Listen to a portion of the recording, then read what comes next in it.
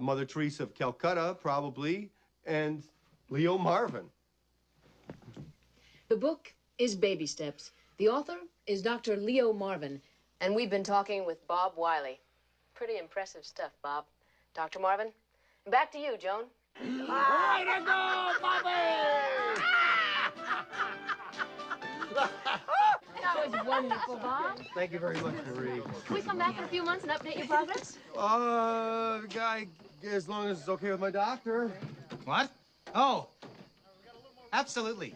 That's a very good idea. Okay, great. Come on, Dad, we're taking Love a you. picture. Come on, Dr. Marvin. Come on, Come Dad. on here, potato head. Come on. No. You go ahead. All right. Okay, ready? How long are you All right. planning on staying up here? Just till Labor Day, and then we all going back to New York City. Okay, big smiles, everybody. All right. What's the magic word? Okay, bye-bye. Oh, goodbye, Marie. Bye-bye. Gonna miss you. Bye-bye. It was nice having you. Bye, Marie. Bye-bye. Come again. Bye. You're so nice. You were great, Bob. You really were. You were incredible. I mean, Dad choked. You saved him. Oh, such a big name for the whole family. Here's the one who made it happen. Dr. Leo Marvin. Dr. Leo Marvin. Get out. No, we won't get out. We won't. You deserve it. I mean, get out! Get out! Is it something I said? You've ruined my life! You've ruined my career! You've ruined my book! You've turned a perfectly peaceful house into an insane asylum! Get out! Daddy. My God, Leo, what's gotten into you? It was a disaster, Faye! No, it wasn't. You were wonderful, sweetie. Fine, Dad. Yeah. Why'd you need to kick Bob out of the house? You think he's gone? He's not gone! That's the whole point! He's never gone! Is this some radical new therapy? You see? What's going on, guys? Bart here with Tully Television, and today we're going to be getting into a retro blast. What about Bob? What about him? You're going to find out. But before we get into all that, I want to thank all of you for stopping by, liking, commenting, sharing. I hope that today is the day we earn that subscription.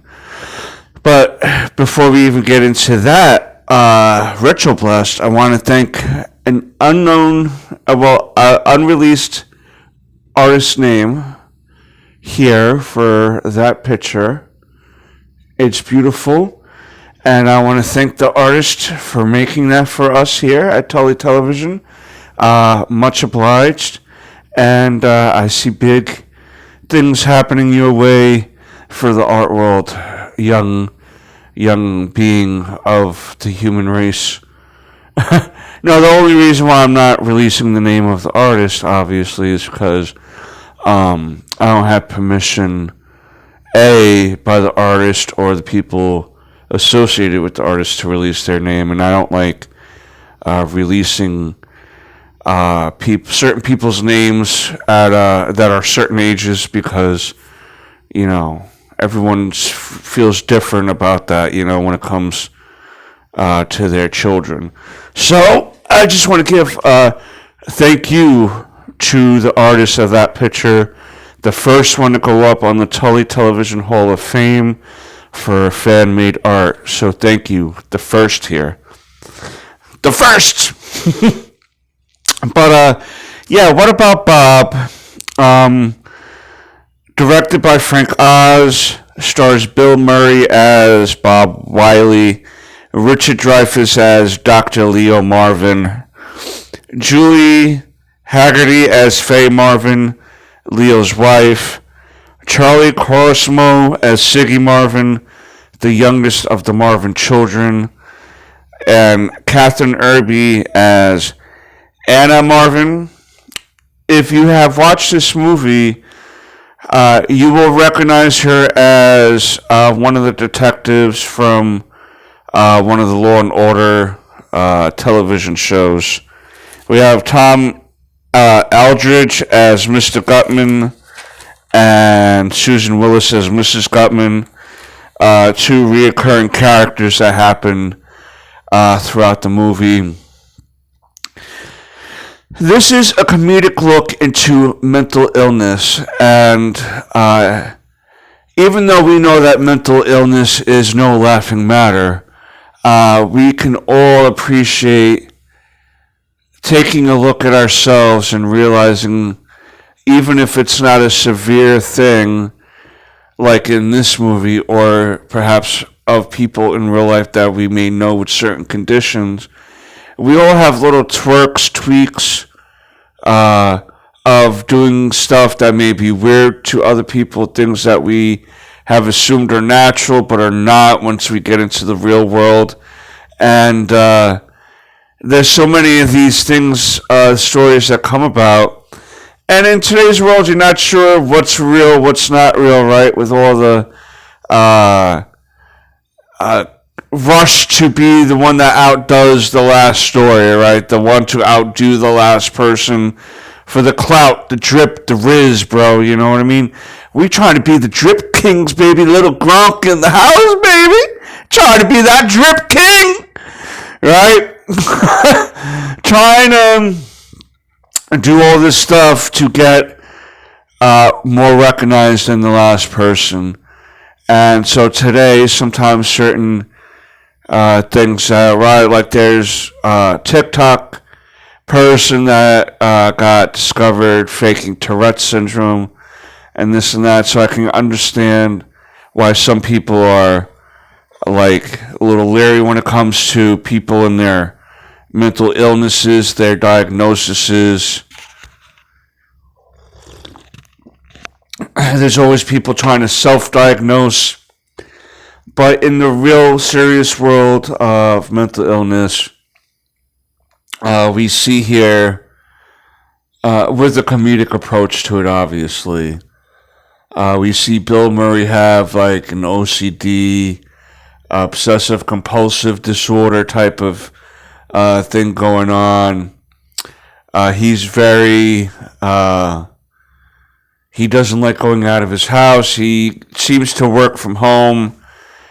Which amazing that they had that as an option back then, because this movie was made like in the 90s, right? Early 80s. No, not early 80s. I was going to say early 80s. Yeah, like early 90s. Yeah.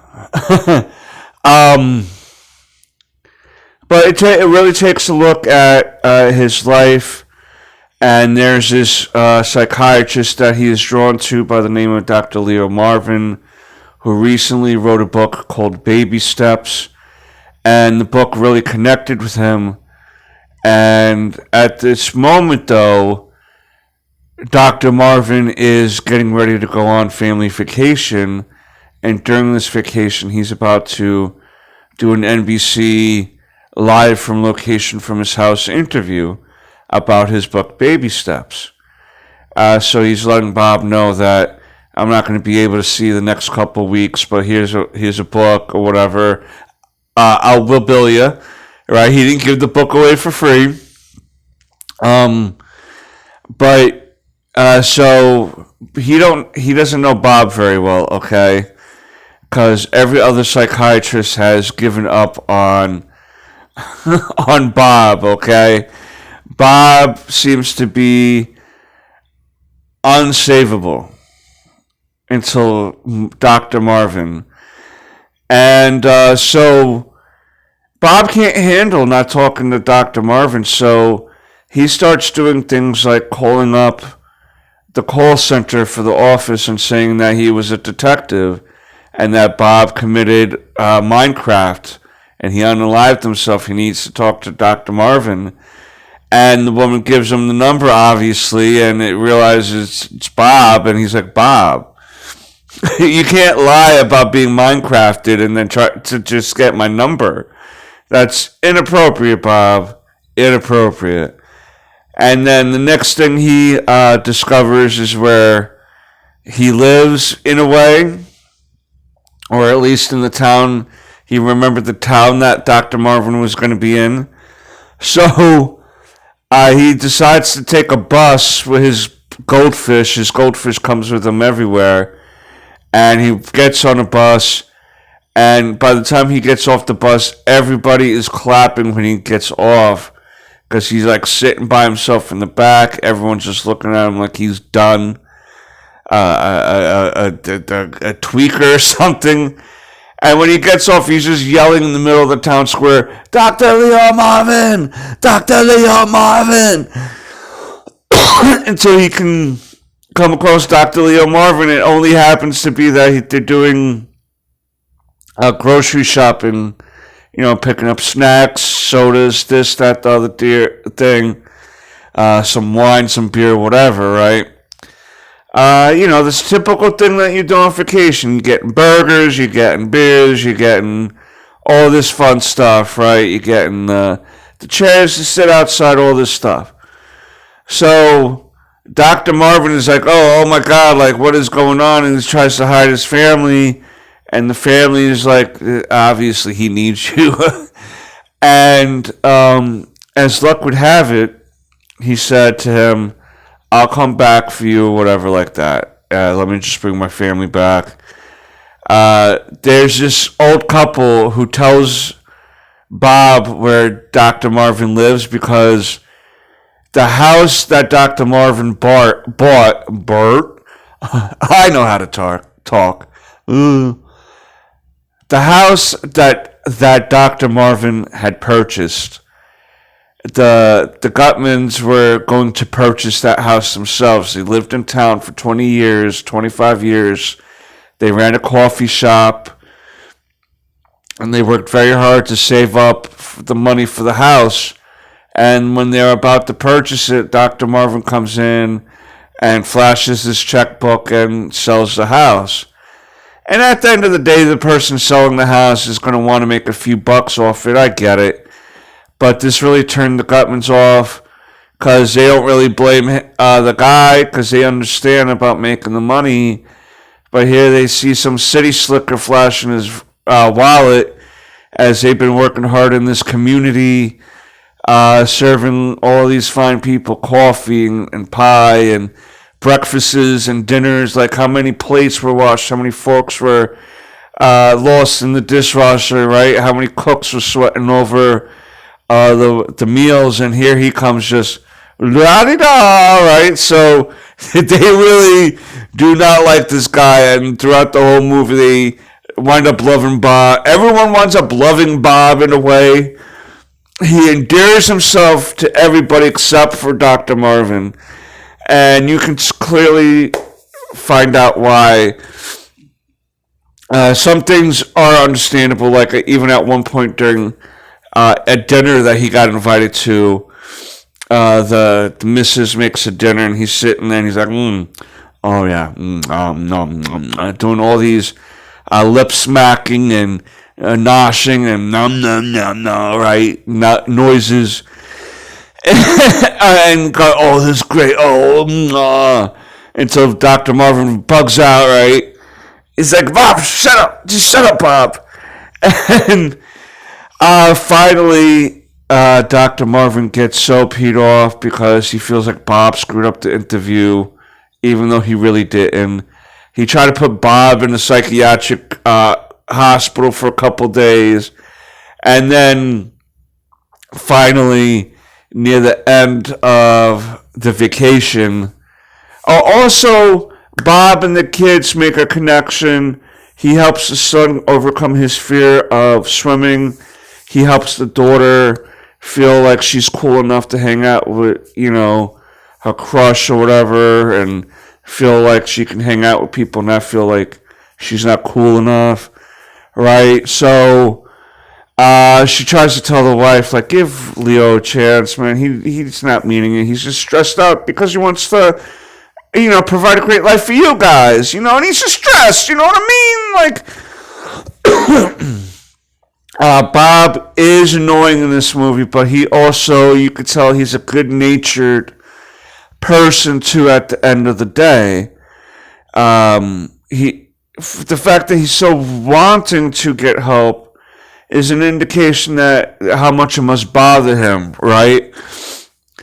But like when you're trying to deal with this on an everyday basis, it can be difficult. People have less sympathy and empathy for adults for some reason. However, near the end, also at this point, Bob meets Dr. Marvin's sister at some party that they were having for Leo at the house. And at the end, him and the sister wind up getting married. There's a big hubbub at the end, and I suggest you guys watch it to see how this movie plays out, because there's this thing at the end that really just breaks Leo Marvin, his brain, and the only thing that gets him out of it after a year or whatever of just being mentally broken is the fact that his sister's marrying Bob.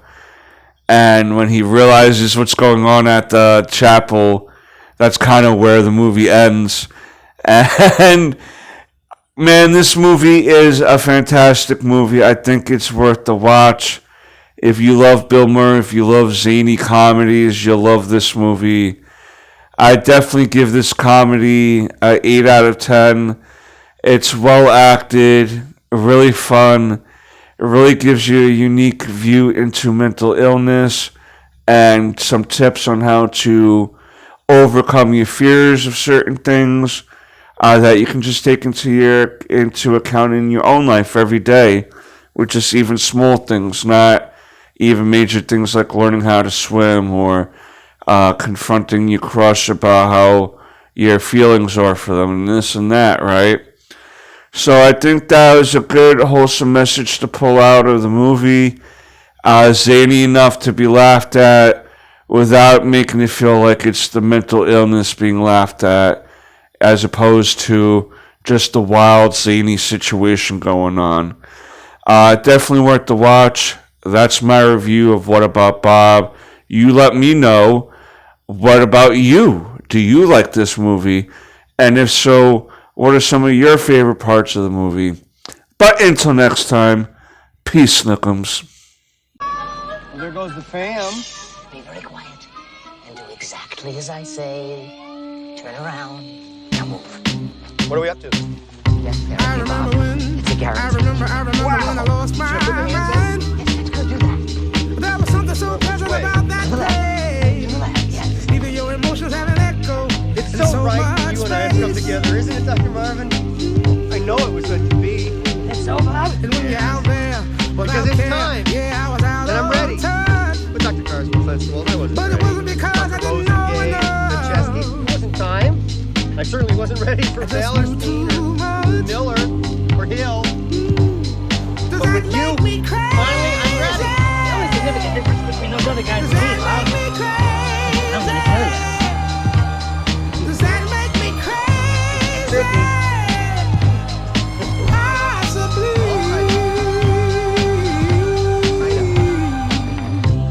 And I hope that you are having the time Yeah, of that's it. You're saying I'm all tied up inside.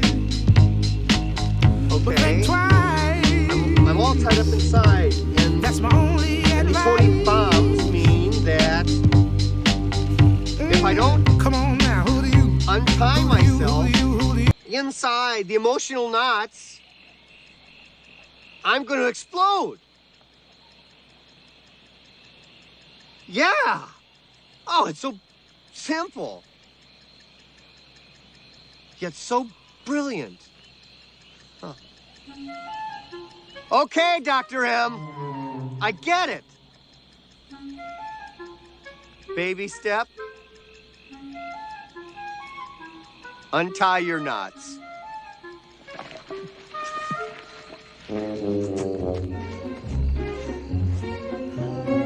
Free! Free!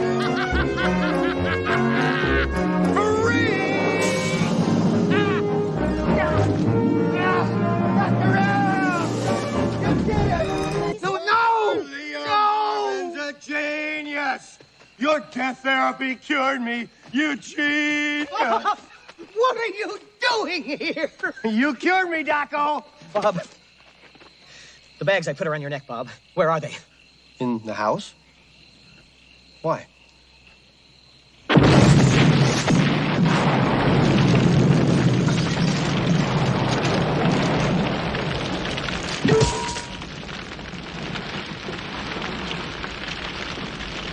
Sweetie, our house.